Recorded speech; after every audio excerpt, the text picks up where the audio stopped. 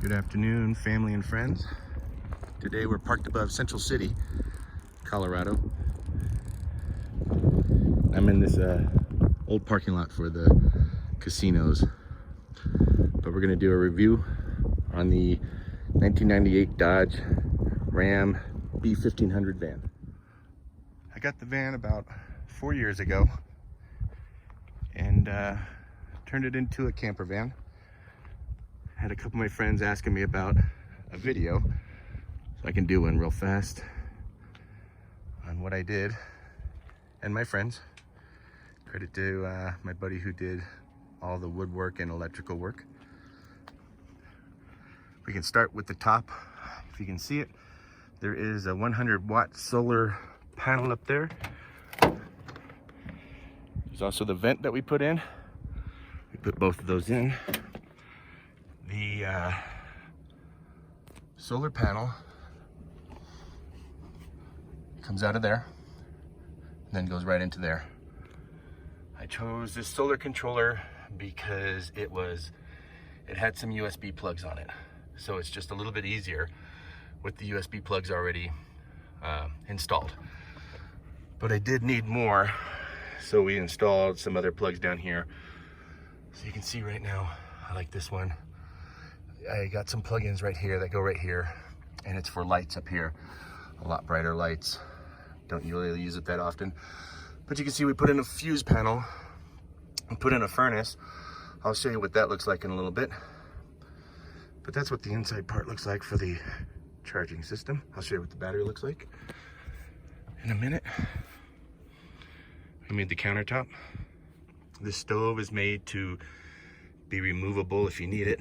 And I lengthened the cord for the gas, the propane, so you don't have to attach it so close right there. You can put it away. And under here, there is some silverware and pots and pans. Thank you, Caitlin. We're gonna use all of it. Over here is where the storage is. Let me back up a little bit. Put it underneath the bed. When we made the bed, we made it the height so that we could keep these storage lockers, these plastic totes that you see underneath here. So that fits. We have 3 of them.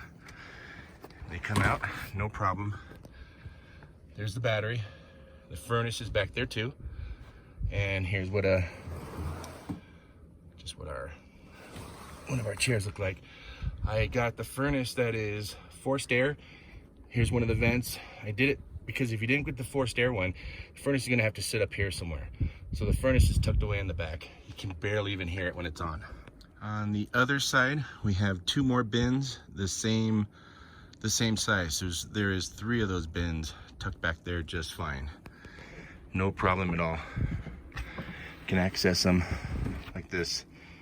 Get it whatever you need. Let's see, this is what we use for water when we're boondocking, or even when we're in camp sometimes. You've seen these before, the sprayers that you pump up and you add a nozzle like this and you've got water, pressurized water. Leave it out in the sun and it warms up. When I got this, it had the 2 seats in the front and the bed in the back that folded down. This came stock with it. We took it out and made this. When you buy the conversion vans with the seats in it, the ceiling's already done.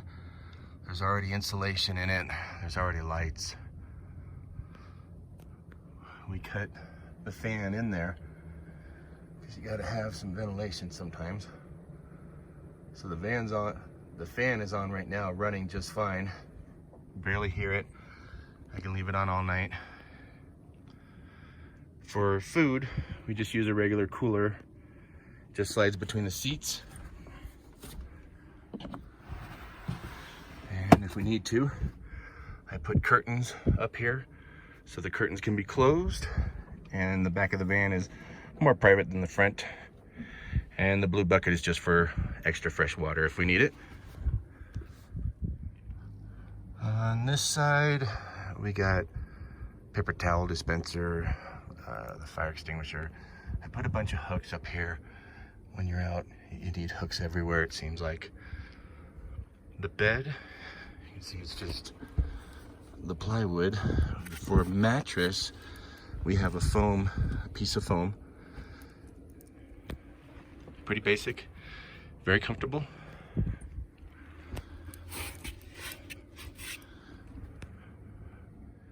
All right, let's do the back of the van. You can see right there the vent for the furnace that we put in.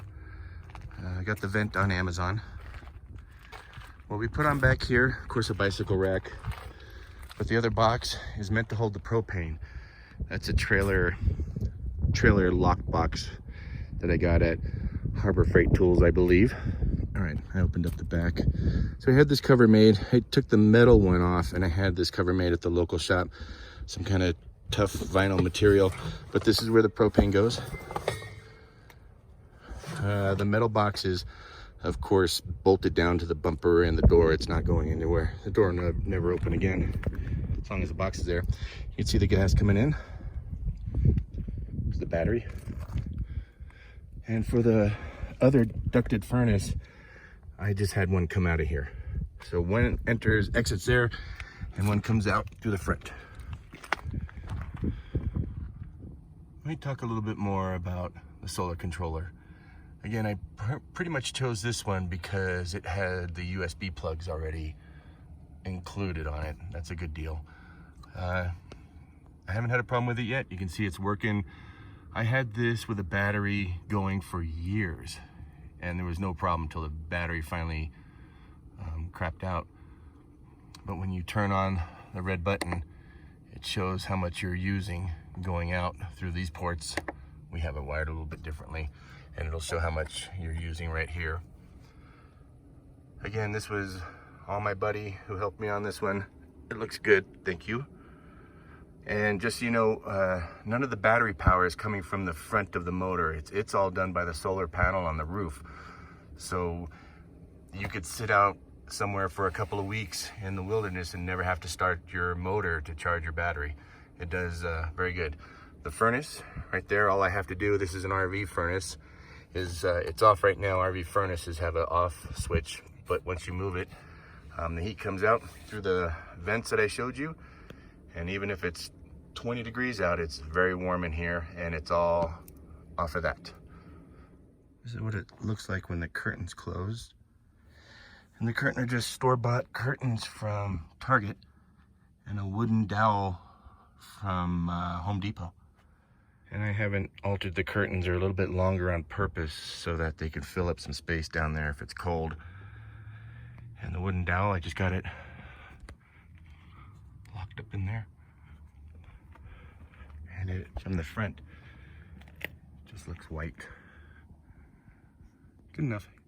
They're thick enough, they keep out the light in the morning. For light at nighttime, this is usually all I need. You can see this little light is lit up right over the area that I need. That's just fine.